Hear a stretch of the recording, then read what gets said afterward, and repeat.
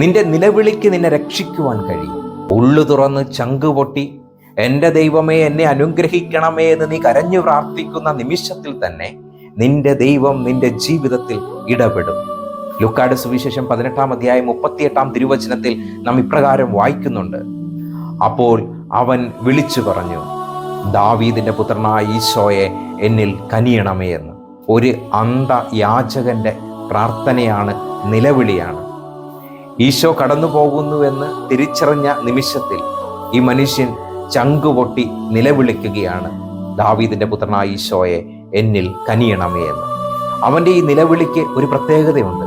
അവൻ നിലവിളിക്കുന്നത് ദാവീദിന്റെ പുത്രനായ ഈശോയെ എന്നിൽ കനിയണമേ എന്നാണ്. എന്ന് വെച്ചാൽ കാലങ്ങളായി ഞാൻ കാത്തിരുന്ന മിശിഹ നീയാണെന്ന് അവൻ ഏറ്റുപറയുകയാണ്.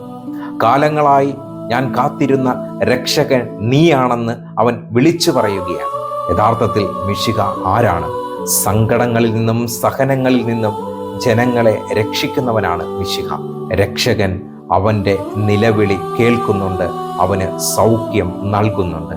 നിന്റെ പ്രാർത്ഥനകളിൽ വിശ്വാസത്തിൻ്റെ ആഴങ്ങളിൽ നിന്നുകൊണ്ട് നീ നിലവിളിച്ച് പ്രാർത്ഥിക്കുമ്പോൾ തീർച്ചയായും മിശിഹ നിന്റെ ജീവിതത്തെയും സ്പർശിക്കും. നിന്റെ ജീവിതത്തിലും അവൻ സൗഖ്യം നൽകും. നിന്റെ ജീവിതത്തെയും അവൻ അനുഗ്രഹപൂരിതമാക്കും.